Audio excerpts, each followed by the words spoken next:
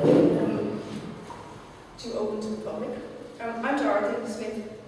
One of the artists is Cathy Albert, and this is Sylvia Loeffler, who has very kindly agreed to come and kind of help just moderate this discussion. And Sylvia's lectures in DIT and NCD in the whole area of deep mapping is what I know.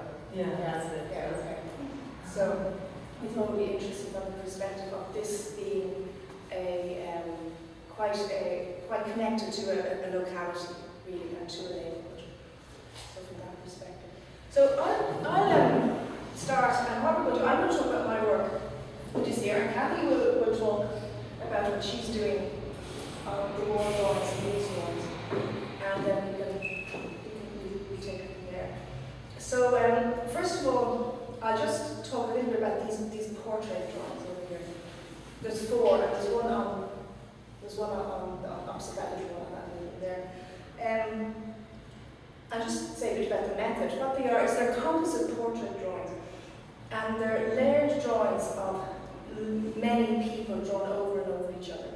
And they are they're kind of non-directed drawings, and that I'm not trying to make a particular picture. I don't have a particular image in mind that I'm trying to create, and I'm very much doing like blind drawing, which is, literally I'm not looking at the page as I'm drawing, or I look at the page maybe about 5% of the time just to maybe locate myself a bit, but I'm not trying to keep eyes and nose, mouth and ears all in the same place. And so that way they're kind of non-directed, and the whole element of chance can come into it more, even though it's quite a tightly controlled situation. And also I'm kind of looking for emerging patterns to come through as well, which won't happen if I'm directing it. Now, these have to happen in a public place, because say that large drawing there, that's 30 people, and it was done over 9 days. It was 5 days that I worked on it, and 30 people came through, and my target was 30 people. So to do this, I needed a situation where people will be open and interested in the idea of sitting for a portrait. And the way I put it to people really was, will you, just sit for 10 minutes and you won't be recognised, which was a kind of really helped people relax that they wouldn't be, people were actually scared to be recognised. I'm very interested in drawing. I've always done a lot of drawing, and I do an awful lot of life drawing, which is pretty anachronistic activity these days. And I really have dedicated quite a lot of time to it, especially over the last 10 to 12 years. I've been going very regularly, spending full days life drawing and wondering why I do it, because I kind of have questions about it. If it hadn't been invented, I don't think anybody would invent it now.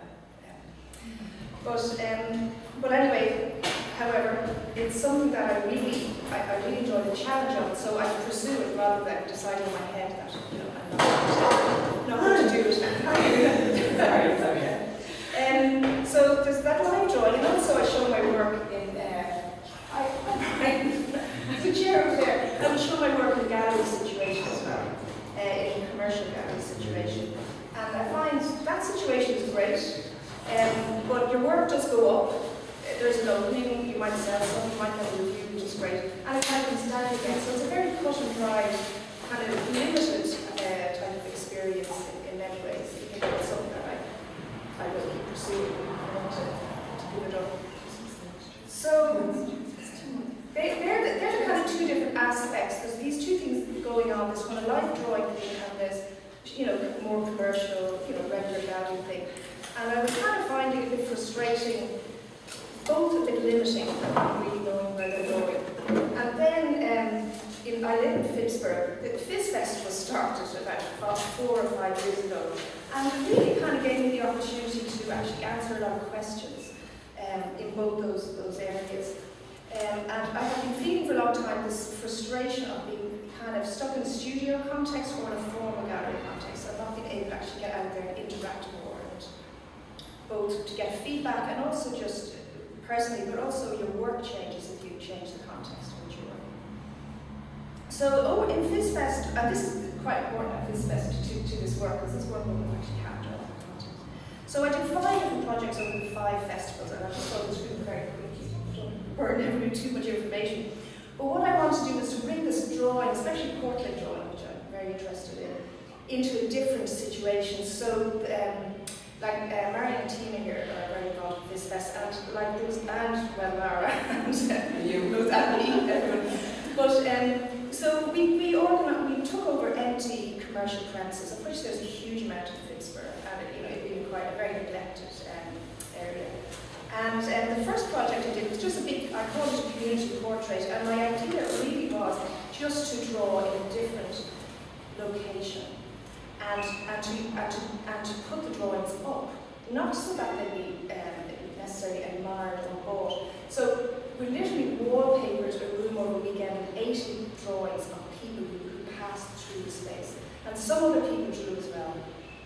But it was primarily me drawing, and I encouraged other people to draw, and some people took up the challenge. So that was it. By the end of the weekend, it was 80-something drawings, literally wallpapered, right, no spaces between them, of this kind of event that had happened over the weekend.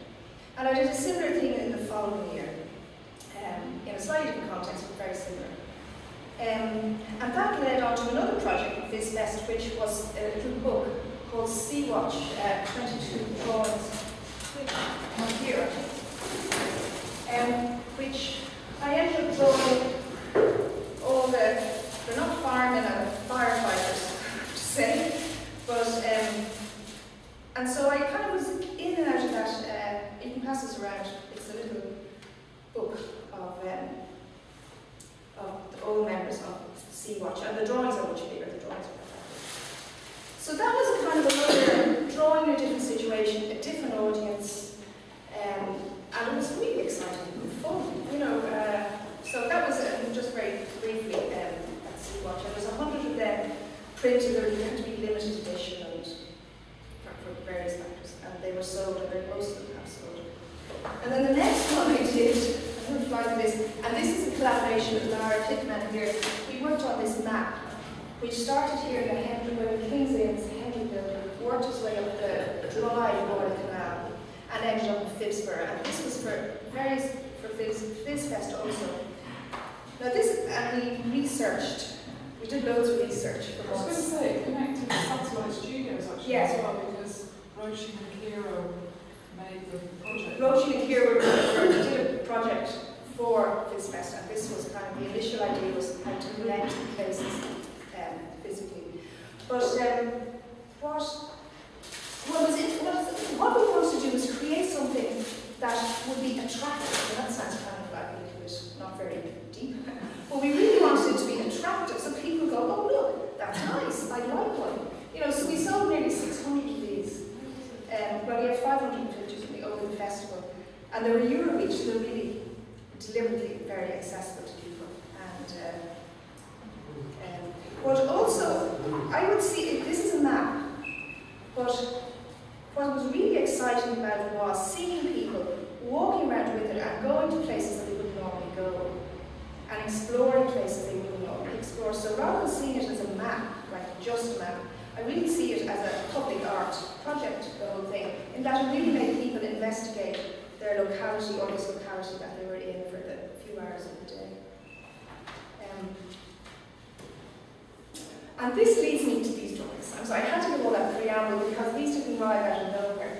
And so with all this interaction going on with people and kind of, it's all kind of regenerating a sense of identity and place in Fitzborough, I had this idea of doing these composite portrait drawings. And I needed a situation of something like FizzFest to do it, so that there's people with an open mind passing through, who you can say, passing through a space to whom you can say, would you like to sit for 10 minutes and be part of this portrait drawing? Now these drawings were photographed stage by stage, and then I animated the build-up of the drawing from the blank page to the finished piece and back down again, and there's a video in there that shows 3 of those drawings and the animation of those drawings. And the idea was to, the link, it was put on the video, and the link was sent back to everyone who sat for the drawing. So it was another way of kind of distributing work, rather than it being in a plant chest in my studio or even on a wall. At least it's being distributed in different ways. So we'll start to explore those kind of areas. Mention the matter. Hmm? The those? Oh yes, yeah, I will. And also, so these drawings are here, and we're here. This is like an exhibition and a working studio situation. So both myself and Kathy have been in here since last Wednesday working. So the work here and here is it's really more, it's studio work. It's not finished art pieces that we necessarily show. And in addition to what's happening here, there's also that animation is in a window in McGill's pub right on Phipsborough Crossroads, which is really, really busy, and it's in the window, and it's on from 5 to 9, so that it's quite dark. Sorry? What is on? So I'm putting in a video that's on in there. It's the animation of these drawings, Yeah. and it's in a window in a pub in Phipsborough. And at night time, well, this onwards you can see it. You just passes by and see it basically. So it's kind of looking at alternative ways of suiting work. I'll just say a few more things. Yeah. Going here. I just want to say a few things about drawing. All those projects are drawing-based projects, and that just happened. Like I didn't say, oh, I'm going to drawing projects. That was kind of naturally what I was drawn to. And I think we all know these phrases like drawing is a verb, drawing is a noun. Well, for me, really, drawing is a verb, and that's the kind of drawing I'm more interested in. Like as in drawing a trace of a process of something that has happened. The quality of the drawing depending on the actual quality of the process and depending on how present one is, you know, during that process. So I suppose I'm more interested in kind of these more kind of, I suppose, experimental drawings that are going somewhere without having a preconceived idea of a finished kind of picture, which is more like drawing as a man. Now just say a few words about this work over here. The other work I do as well is also very site-specific in that it's based in the urban fabric of Phipsborough, where I live. It's really the physical fabric of the built environment is what interests me work-wise. And I do feel the physical fabric really determines the quality and diversity of the kind of lives that are lived there. And I think this is something really that FizFest has really, probably one of the main ideas behind generating the beginnings of FizFest. So that's really what a lot of my work is based on. And at the moment, what I'm trying to do over here, and literally it's just kind of beginning, so I'm trying to draw Phipsborough Tower, which would generally be considered it's the tower which is above the shopping centre of Phipsborough, which generally very few people like it. I don't. Yeah, there's photographs of it there. And I suppose in a way I'm trying to draw in some way to kind of help kind of take ownership of it in a way, because it's such an eyesore, it's so present. And I don't know what I hope to achieve by drawing, but for quite a while I've been trying to actually do a really good, interesting drawing of it. And I mean like a really large drawing, kind of made up of smaller pieces. It's my plan. And it was interesting during FizFest the first few years because we used a few floors of the tower to show work, and it was really great being in it. You know, it was kind of taking ownership of the place, wasn't it actually? Rather than it just dominating us, we were actually in there using it for our own benefit. So in a funny kind of way, this drawing that I hope to do over the next few months it's about that as well.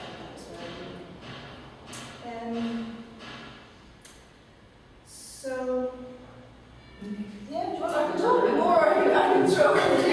I just one more thing. Just FizFest has been very important, and without FizFest, we wouldn't have met. Without Kathy, a lot of people here wouldn't have met, and we wouldn't have met Satellite Studios, and this wouldn't have happened here.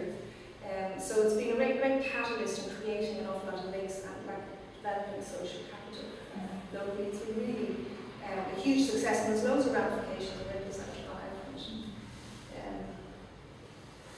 yeah, that's kind of run through my perspective on this. Yeah, so okay. That's great, yeah. Well, I'm probably picking up on one of those ripples, because I wasn't involved, as you know, in the beginnings of FizFest or anything like that. I applied and was accepted. Was it 2 years ago? 2 years ago, for the first time. And now I had already been doing my project, which is called Drawing Conversations, and it's a very simple project where I just take my easel, my drawing board, paper and pencil, and I go out into a public place, and I just stand there drawing. And what I'm drawing, when I was out drawing, I drew from observation, but it was a kind of a challenge to me to know what to draw. Should I draw what I'm working on in the studio? Should I sort of make it site-specific and draw what I see in front of me, and so forth? So I kind of run through a few different ideas on what to draw, and I've worked in I worked for was a couple of days in the Natural History Museum. This is a few years ago, and then I did the Tuam Art Festival, and then I did 2 filter festivals, and now I'm working on a project in Blanchardstown, Drayton Blanchardstown, where I'm the artist in residence, and it's the same project. And as it goes along, I'm working more and more on what the conversation is and why the conversation is happening, and also trying to figure out in my mind why I'm doing it, why I'm out there in the public arena drawing. Because it's not just about, for me, it's not just about wanting to get out of the private spaces of a studio and gallery and so forth, and that formality and that understanding of this is what the way the artist works and so forth. It's got something more to do with wanting to engage with something outside of that work, outside of that artwork, to take art just a little bit further, to make it more visible in society and more, what's the word I want, more useful. I think that's the word it's the word I keep coming back to, and it's a word I have to think about, what am I talking about here? I want art to be more useful. I want myself as an artist to be useful in society and in culture and in the community, like the broader community. I lost my thread. So this is all sort of going around in my head when I'm doing this project. And my objective with the project now is to figure all that out, to see where it's bringing me and work out why and see what happens as I do the project. I believe that everything, I believe that things work in that kind of round kind of way where everything is sort of in a big pile and it integrates it with itself and interrelates and relates and makes connections and brings stuff forth. Things emerge from this, whatever is going on.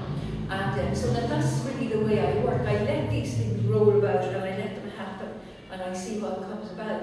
And for the show here now, I have 2 pieces here. This little installation of drawings, you're welcome to look through that book there, and that piece on the wall there behind you, which is the big tree. So first of all, these are little trees, you see, and one of the things that I'm doing in my own work is I did a big study of trees, but it wasn't like learning about what their names, their genus, their species. It wasn't really that kind of stuff. It had more to do with how I feel being amongst trees, walking around them, picking up leaves and bits of twigs and asking people what they know about trees, and being amongst trees, spending time with trees. And I've become very conscious of trees. And I've learned a lot about some of the modern thinking about plants and animals and that kind of thing, and that trees have sensory ability. They can sense what's going on around them, and they react and respond to what's going on around them. And like that idea that a tree screams when you chop it down is kind of the popular version of that science about learning about sensory ability in plants and animals. And I'm just interested in that because I have trees in my garden, and I've noticed that there's a big tree over there and a big tree over there, and the roots are growing towards each other, like very much towards each other, more so than towards the walls or anywhere, so very much towards each other. So I mean, I'm not a scientist now, I am an observer, I observe this. So I do think that there is something more, we all know that the world is much more than any of us will ever know, and there's more going on than we think. So I really enjoy that kind of thinking that, what you call possibilities, and it's a bit like magic. Magic is just stuff we don't understand or don't know about, and this is magic to me because it's stuff we haven't really got all the knowledge and information about yet. So that kind of magic, that stuff that we don't know, that's one of the things I really enjoy in life. And then the other thing that I'm working on with my work is this business of otherness. So there's all sorts of different kinds of otherness. A lot has been written about otherness and alterity and that kind of thing. But what I'm looking for is really quite simple otherness. So if I go into an urban environment, I look for nature. If I go out in the forest, I look for traces of man, human beings. That kind of thing. That's just a very simple way of talking about what I'm doing. So when I'm out now in Blanchardstown Shopping Centre, I don't know if any of you have been out there, but it's a sea of car parks and 2 big retail parks and a shopping centre in the middle. And then over here, there's the library and the council offices. You have residency there, don't you? Yes. Yes. Did you say that? I did, yes. I'm sorry. Great. But they planted all these trees and then they cut them into squares. So the trees are square and bushes, loads and loads of bushes, but they're all square. Everything is square. There's no fields of grass now or anything exciting like that, just these square bushes and trees. But in the squareness, there's things growing. A veg, and during the summer I noticed all these wildflowers coming up through the square trees. And of course things like Japanese knotweed, which is an invasive plant and it's running a bit wild, and it's like you've got your square head and then all this Japanese knotweed very much and things like that, and like where the trees have to be cut because every now and again, because they keep growing, you see, and they're square and then they're not square and then they're square and then they're not square, and things like that because they keep growing, you know. And that kind of thing. But I've also noticed like bees in the flowers and insects, little rows of ants and things like that going to wherever they're going, and all these kind of things that are, it's full of nature. Even though it's a concrete jungle, it's full of nature. It's full of plants and animals and things that aren't supposed to be there, or that we think aren't there, but actually they are very, very much there. And so that's the kind of thing. So I'm out there, I'm drawing nature, I'm standing in the car park, drawing the birds flying overhead, and that kind of thing. And it attracts a lot of attention. And people talk to me about the nature, standing in a car park talking about creepy crawlies and birds and stuff. It's something I like. I enjoy that kind of, how do you call it, sort of, I can't think of the word now. Creation. Pardon? Creation. Maybe that's it. But it's sort of like opposites, that kind of thing of opposites, and it being one and doing the other, and being in one place talking about the other, that kind of thing.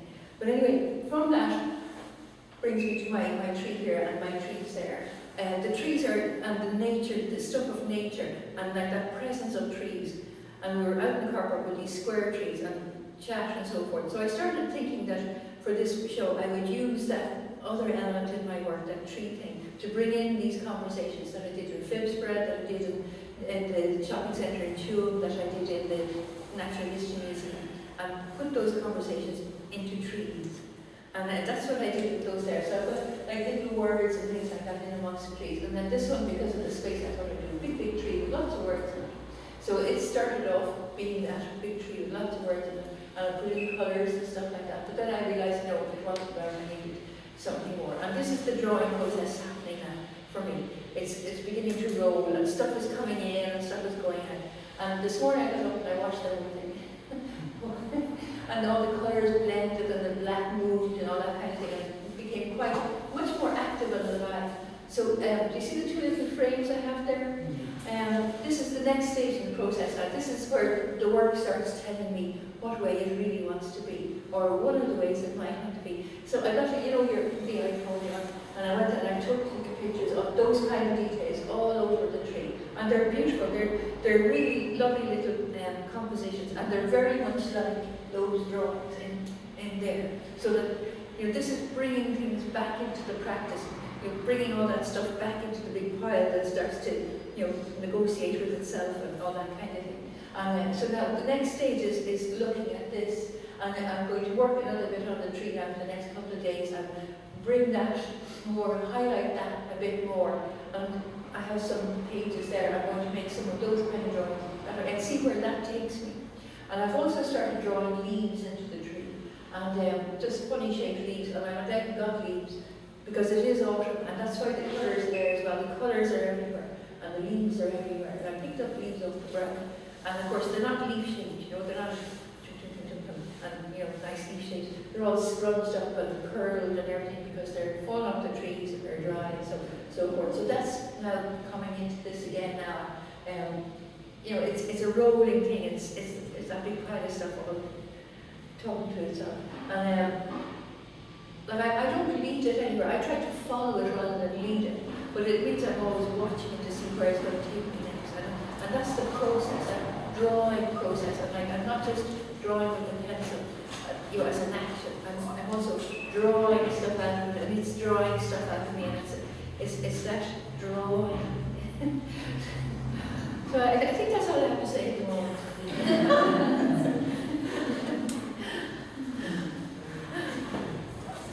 Yeah, you know, you think that's why. So that wasn't that final comment you made. Just this, like drawing, it's like pulling or something. Like pulling and. Well, pulling is a bit strong. Drawing is where you catch it with the pen Yeah. very gently, just sort of draw, Yeah, drawing form, yeah. Tracing and what's that other word for? Like it's like tracing lines and tracing ideas and following things in. Chasing, that's the word I was looking for. You know if you're etching or something, you chase a line and it comes out of the metal and it curls up and that chase thing where you kind of follow something, and make the line at the same time, make a mark. Okay, will I say something? Okay, thanks very much for having me here, Dorothy and Kathy, and also maybe Roshi would say something about the space here. It's very intriguing the way two of you described visualized your practice, and I thought maybe it's quite different in what you do in terms of nature, and then the Phibsborough Towers or the empty buildings, what you call the fabric of the building environment rather than the crumbled leaves that had fallen off the trees. But both seem to have in common what I wrote down as a web-like production mode in terms of connecting things, connecting and interconnecting. And it's almost like I was thinking a lot about this, what you said first. Dorothy was talking about her maps, and she said that there is a limited experience in the process of drawing in terms of the live drawing or the gallery space exhibiting the drawing. And both of you have broken out of that limited experience formidably, in my point of view. I was interested also in what you were saying about this ownership or taking over of empty spaces in the locality of Phibsborough, of what the FizFest would maybe be dealing with as well, and that there's a community drawing that took place in which 80 people were involved. Drawing being such a solitary process, suddenly becoming almost like a mass movement, which is quite interesting. But then you are doing the drawing and these people are in your drawing. Yeah. And I was quite interested in does it go the other way around as well? Well, I tried to get, some people did draw also, but people are quite reluctant to. Yeah. But at the same time, so many people are really interested in drawing. Yeah. And they really like to watch and see people drawing, and see people being drawn, and you know what I mean, to see the whole process unfolding. So even though I know I was kind of seemingly more active when doing the drawing, the other people were really actively involved as well. You know, it was about that more than just I was doing the drawing. It's like they were looking and asking and talking, you know. And that's really interesting because the idea of spectatorship is so often seen as something negative, the voyeurism, the thrill of looking at something but actually that there is a curious eye in seeing how somebody draws. Yeah. And it was very convivial, you know what I mean? It was always a conversation, it wasn't kind of a formal situation. And that exactly, and these conversations, it's really interesting because they are very important to your work, even though you always go back to the built environment, but for you they're vital, because your conversations are a tree almost, as I understood it. This idea then of mapping, and particularly the map, Dorothy, that you showed, which is called, I believe, Traces, so that it physically connects places and makes people maybe actually follow the map, but not in a sense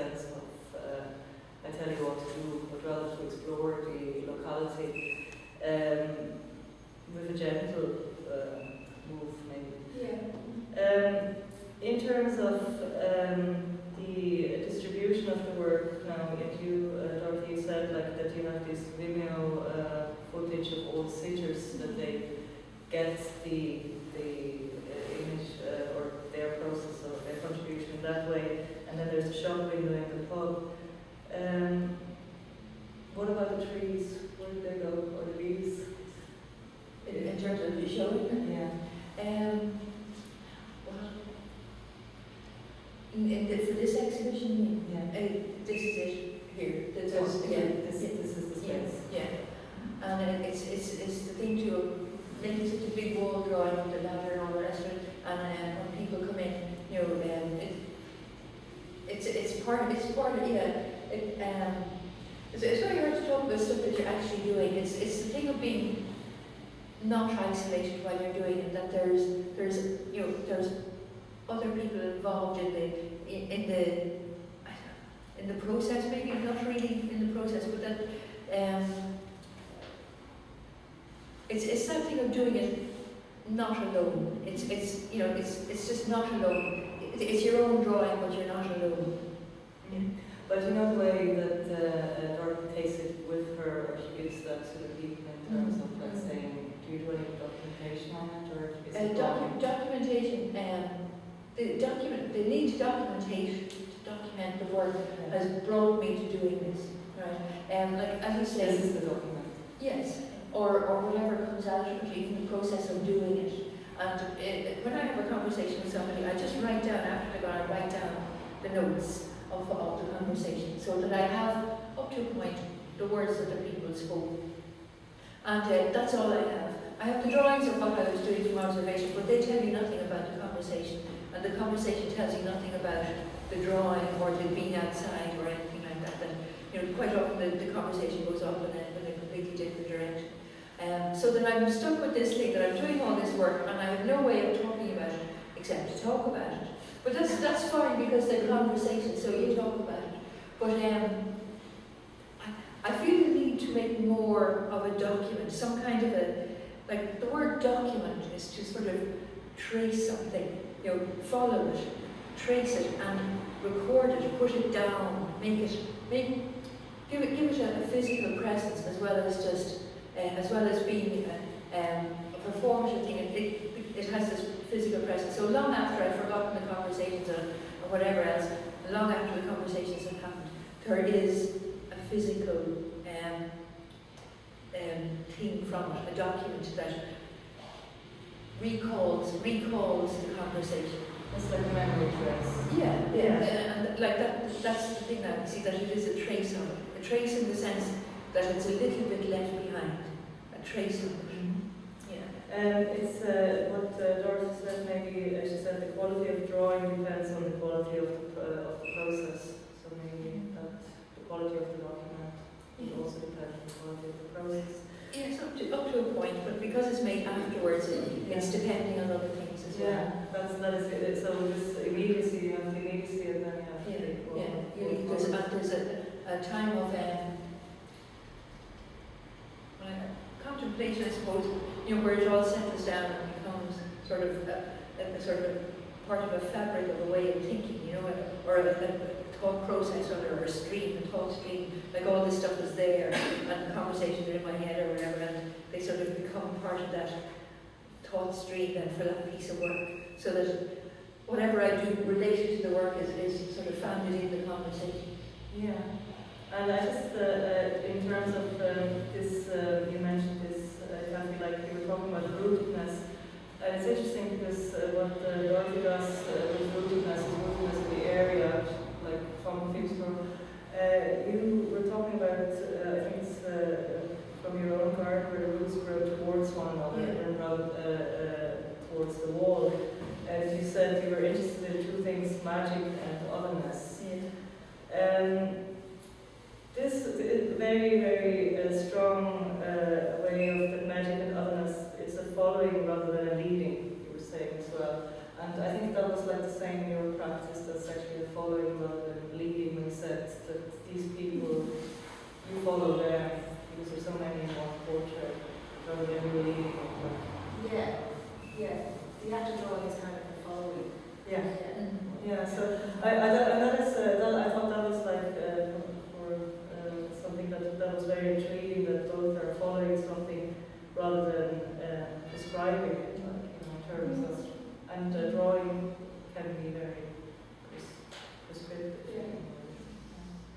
These were the main points I got from this. I don't know, would you like to say something about the space itself? Maybe how you worked and is integral, like, how come you're here? Yeah, I guess so. I'd like to thank Kat and Dorothy first for letting their processes unfold in this space. It's been really interesting. Although tonight is the chance to actually delve into the content and what's going on, because I think there's a lot more. You know, every time I come down, it's like, God, there's so much to this. It's great. But it's so nice because it's the entrance hall to an art studio building as well. I am a co-founder, one of the co-founders of Satellite Studios with Kira here, and we started this space, I suppose, via the provision of studio spaces, basically. And it was kind of like a need to have a project space for the artists that are renting. So, yeah, we started with the drawing season kind of organically as well. I think even just talking to you, Dorothy, at FizzFest, or after FizzFest, it just sounded like a really interesting kind of thing to have in the studio building, to bring kind of community into this space, which everyone wants to be in. Everyone wants to see what this building has to offer, I think, in the community. It's kind of, so I think the building kind of generates the activity in a way as well. It kind of tells you what to do almost. And I think the main thing is this lovely big window here in the background. And I think that also, you know, just looking through and seeing artists at work is lovely. So I kind of think, was trying to think like how you could, or like you're, you know, working at this fest and actually being out and talking to people. Whereas people have to actually enter this space. They're invited, but, you know, it's kind of a bit more of a meditative one, I don't know, version of what you're doing out in the public maybe. But it's a different kind of public, you know. It is, Yeah. And when you're drawing in here, they have to come into your space. Whereas when you're out in the street, you're in their space. You know, and it does make a different dynamic. It's a different sharing space. It's kind of reversed. You're in the shop window as well. You know that people have a right to look in the shop windows, and it's got a great thing, you know, thing here. You know, like people might find it hard to come in here and talk to you, but they have no problem with going through the window. You know, it's just, and your studio is so private. That's really interesting. Like most people will be private about what they do. So that's why it's really nice to have something like it is something public. How have you found using this studio? How have you found using this studio? I thought it was great.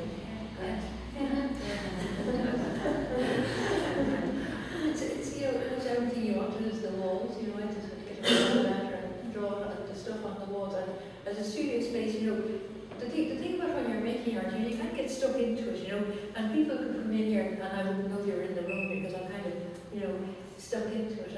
And like you don't notice people looking through the window when you're up on the ladder drawing the thing. And so that it doesn't really disturb you. In fact, when people come in and you come down the ladder to talk to them, you kind of lose your thread for a minute. You have to regain it then. You get back up on the ladder again. But as a space to work in, I thought it was fine. And I liked the idea that they could look at you without having to come in. You know, that they didn't have to come in and experience the process in a gallery space. But as you say, here they could look in like it was a shop. Did it make you uncomfortable? No, you just forget. Yeah. But it's great not to be just by yourself in the studio all the time. It's great actually to be somewhere else where there are other people passing through, especially if you spend a lot of time on your studio by yourself. So it's great to be thrown into a completely different situation. Yeah, actually, even just for 2 weeks, but I really enjoyed it. And it makes you work hard. And it keeps you at it, you know, it keeps you at the work. And sometimes I find in the studio, I do a certain amount and then I sit down and look at it, you know, and I sit there and instead of getting up and going back at it, I might just sit there too long, you know, and that kind of. It's like you're on time. But Maybe you're on time, is it? Yeah, it's very interesting this notion of because like the privacy or the private production that then becomes a public production, so it's like a public intimacy really, isn't it? Or is it still be intimate with the work? Yeah. You don't feel threatened by public. Did you get obscene gestures? Or anything?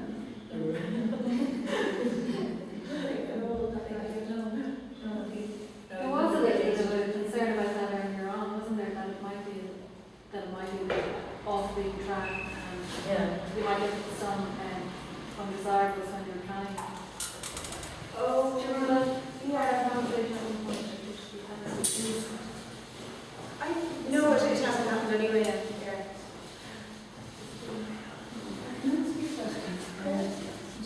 You talk about these drawings being really portraits and people, you described really well the limitations which interfere out of and being invisible. So to understand that people sat, so what I'm seeing is the result of maybe 30 people. Yes. So if I was number 15, Yeah. did anybody ask you where am I going to fit on that page? You know, like you were talking about how it allowed people freedom and gave them confidence involved. Was there anybody who was disappointed that they were going to get lost somewhere in? Well, nobody said they were anyway, but because I had a note up saying this is happening, and some people came in, but most of the time I'd have to go out and say to people, you know, would you like to come in here and just only take 10 minutes and you sit down and be part of this big portrait that I'm drawing? and then I would always say that you won't be recognised by it. And I said, people were really very, I don't know if anybody said no, actually. And did anybody come back to look at the outcome? Yeah. They were 15 at the end and 30. Was there any interesting feedback on that? Like it kind of creates, I suppose what's leading my question is, it creates a nebula kind of look. Yeah. You know, I wonder if it is, like I don't know who or what nationalities or characteristics, or maybe there's a lot of commonalities. I'm looking at this one in particular, the large one on the door. That one on the door. Yeah. Well, it's interesting because it would be kind of interesting to do. When I say every man, I meant Yeah. genderising. Well, it would be kind of interesting that was all men and the one was all women, and just to see what would happen. But like that families, you know, the same. Yeah. Generationally. But that one, the big one there, near the end, I got a good few men with beards and stubble. I remember. Did you take their names? You know, I have everyone's names. Like I said to them, like, if you don't mind, if you give me your email, I'll email you, this video, and you can download it and, look at it and see the final result of it. Yeah. So I have everybody's names. It's caught on video with Dorothy doing that concept drawing and So did you I just saw one. well, it's fabulous because Peter Doherty, who videoed it, he couldn't get over the fact that Dorothy wasn't looking at the person, or wasn't looking at the drawing, he was looking at the person, and so he stayed on it for a good while. Yeah. And for the editing, he put the Dublin Guitar Quartet who had been playing in the church, and it was a really dramatic music behind it. Do you not remember that? So it really looked, it was very powerful on the video. But no, people didn't see their expectations, I think. I think it was also new and odd that people weren't expecting anything in particular that would disappoint them. No, I'm just curious. No, it wasn't about being disappointed, just curious about at what point in the process people entered and what their understanding or expectation was, or then what they felt. You see, I think they didn't really have expectations because it was so odd. And then the fact that I remember the day you were doing the one particularly up at the canal. Yeah. And the fact that there wasn't going to be a whole sheaf of recognisable images of recognisable people on display out in the public. Maybe that was consolation is the wrong word, but that was, people weren't intimidated by the fact that they would be recognisable. Yes, And we're having to get into it in those terms. that did help, actually, a lot. Because just watching, like I saw a fair bit of it happening. Yeah. the most timid looking people were being drawn, and you know, the most unlikely looking people were having to sit there and be drawn. And the other thing is when you're drawing somebody, you can have a conversation with them that you can't have if you just meet them 5 minutes later somewhere else. You can't have that same kind of conversation. You have a different conversation. And when drawing the firemen in the fire station was really interesting because like it's quite an intimate situation, and you have to be able to talk and draw kind of in these situations. And you know, we just have, I don't know, not intimate conversation is not the word, but much more intimate than you would if you bumped into them and had a cup of coffee 5 minutes later in the kitchen or something. And that project that Darren worked on, that was in the year that of the 150th anniversary of the Dublin Fire Brigade. And Dennis Keeley was the district officer in Phillipsburg. That was really important to them, to Sea Watch. And that particular watch were most involved with FizzFest. And they said it captured a moment in time for them. When they were together. Yes, 22. and that had never been done before. So it was meant a lot. There's also the previous year when you had just people walk in off the road and just do drawings. You did drawings, or many people just did drawings of each other. And nobody was shy about going for drawings that year, having their thing put up on the wall. That's true. Yeah, they were. They They were recognised recognised. them. They were all very happy. Even let their daughters or children do their own drawings. Some people love to have them. Well, lots of people love to have their drawing done. There's something, you know, to say about the conversations you have. I think there's something about being drawn. It's a bit like being a hairdresser. If you being a hairdresser, obviously you're stressed about what they're going to do, but there's something very calming. It's like being stroked or something. But I wonder whether it's mentally being stroked by somebody drawing. I just have that strong feeling that it's, even though it's not a physical connection between you and the person you're drawing, it feels like it is. Because it's very intimate looking. Because somebody is actually tracing, to use your word, every, depending on the style of the detail. It's like you're touching. They're really scrutinising. But you weren't looking at you're saying you weren't looking at the drawing while you were doing it? No, like say 90% of the time. Yeah, because presumably the first few were much easier to draw, and then after that you can't see, you can't see. Well, I wasn't looking at it, so it didn't really Yes, it didn't matter. But I would choose a starting point. Yeah. I would start usually here. Yeah, so that left one eye kind of in pretty much the same place.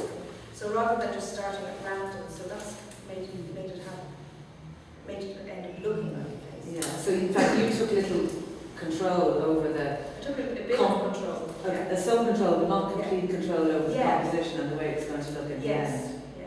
So in fact it's entirely about the process. Yes. So is the video more? Is the video more about this piece of work than the finished piece? Oh yeah. Is the video a piece of work? They're both. Well, that's a good question actually. They both are, but I suppose in a way the video is one that's been sent out there and has been seen. Well, I wonder, I've seen this before, I think a lot of stuff we talked today with the use of space. You talked about this space and buying people in this space and things. And I think for somebody who lives in Fisborough, there's a lot of drivers in Fisborough. For me, a lot of people who come here, apart from are not born in Fisborough, you come to Fisborough. Fisborough is a big. I think that for me is very much about, I suppose the struggle to find your identity in a space, how you connect to this space when you're not born. And I think for me the main thing I suppose is about that. The people are, they're connected, but maybe because I think in terms of this festival is building connection. And I look at that. I mean, maybe you can't make a composite, you can't see yourself, but you're in it somewhere.